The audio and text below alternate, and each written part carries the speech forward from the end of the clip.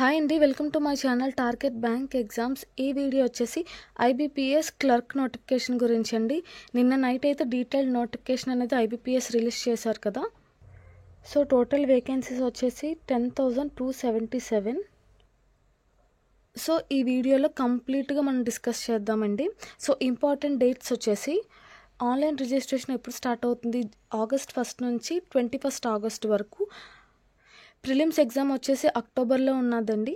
And mains వచ్చేసి నవంబర్లో. And final allotment ఎప్పుడు ఇస్తారంటే March 2026లో ఇస్తారు. ప్రీవియస్గా ఏంటంటే April 1న రిలీజ్ చేసేవారు, బట్ ఇప్పుడైతే మార్చ్లో అయితే రిలీజ్ చేస్తున్నారు. సో పార్టిసిపేటింగ్ బ్యాంక్స్ అయితే ఇవ్వండి. మీరు ఇక్కడ చూస్తున్నారు కదా, పే స్కేల్ ఈ రేంజ్లో ఉంది. ఏజ్ వచ్చేసి మినిమం 20 years, మ్యాక్సిమం 28 years అండి.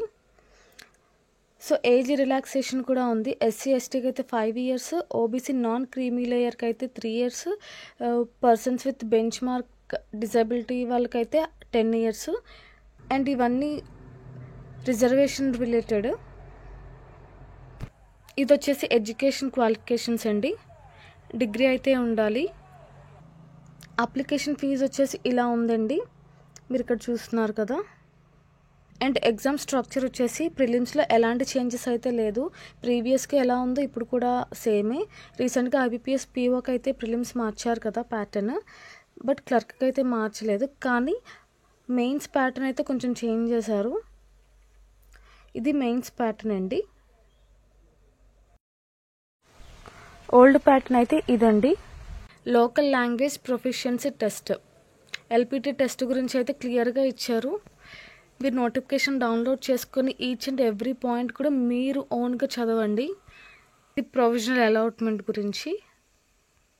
అప్లై చేయడానికి మనకు కావాల్సింది photograph, signature, left thumb impression, hand written declaration and 10th class certificate. ఇక్కడ మీరు చూస్తున్నారు కదా, ఏవేవి అప్లోడ్ చేయాలో వాళ్ళ లిస్ట్ అనేది ఇచ్చారు.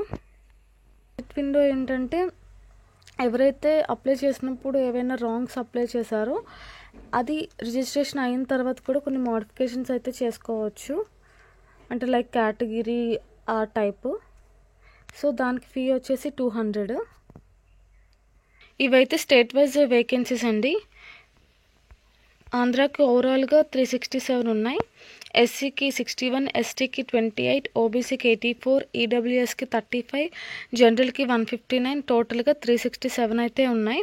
ఈ ఎన్ఆర్ అంటే ఏంటి, నాట్ రిపోర్టెడ్, ఇంకా అవి వేకెన్సీస్ రిపోర్ట్ చేయలేదు. అండ్ కర్ణాటకకు వచ్చేసి 1170 అయితే ఉన్నాయి. ఓబీసీకి 282, ఎస్సీకి 179, ఎస్టీకి 94, ఈడబ్ల్యూఎస్కి 115 అండ్ జనరల్ చాలా ఎక్కువ ఉన్నాయి, 500 అయితే ఉన్నాయి. నెక్స్ట్ వచ్చేసి తెలంగాణకి అండి. తెలంగాణకి ఓవరాల్గా 261 వేకెన్సీస్ అయితే ఉన్నాయి. ఎస్సీకి 43, ఎస్టీకి 20, ఓబీసీకి 56, ఈడబ్ల్యూఎస్కి 23, జనరల్కి 119, ఓవరాల్గా 261 వేకెన్సీస్ అయితే ఉన్నాయి. ఇవి ఎగ్జామినేషన్ సెంటర్స్ అండి. ఈ క్లర్క్ ఏంటంటే మనం ఏ స్టేట్కి అప్లై చేస్తామో ప్రిలిమ్స్ మెయిన్స్ కూడా అక్కడికే వెళ్ళి రాయాలి. ఇక్కడ చూస్తున్నారు కదా, లిస్ట్ ఆఫ్ స్పెసిఫైడ్ లాంగ్వేజెస్, అంటే లోకల్ లాంగ్వేజ్ మనం ఏ స్టేట్కి అప్లై చేస్తే ఆ లాంగ్వేజ్ అయితే మనం ఖచ్చితంగా నేర్చుకోవాలి. సో చాలామంది ఎక్కడ మిస్టేక్ చేస్తారంటే ఈ డిక్లరేషన్లో కొంచెం ఎక్కువ మిస్టేక్స్ చేస్తారంటే, ఎస్బీఐకి ఏంటంటే మనం డేట్ ఆఫ్ బర్త్ యాడ్ చేస్తాం. ఐబీపీఎస్ ఏ ఎగ్జామ్ కూడా మనం డేట్ ఆఫ్ బర్త్ యాడ్ చేయం. మీరు అప్లై చేసే ముందు ఈ డిక్లరేషన్ అనేది కరెక్ట్గా చూసి అప్లోడ్ చేయండి. సో మీరు అప్లై చేసే ముందు డీటెయిల్డ్ నోటిఫికేషన్ అనేది మీ అంతటి మీరు చదవండి. సో దట్ మీకు ఏ డౌట్స్ వచ్చినా కూడా వేరే వాళ్ళకి అడగడానికి ఛాన్స్ ఉంటుంది. ఫస్ట్ అప్లై చేసేటప్పుడు కూడా వెరీ కేర్ఫుల్గా అప్లై చేయండి. అంటే ఏదో టేక్ ఈజీగా ఫాస్ట్గా అప్లై చేయడానికి అయితే చూడొద్దు. ఈ వీడియో కనుక మీకు నచ్చినట్టయితే ప్లీజ్ లైక్ చేయండి. Thank you so much for watching.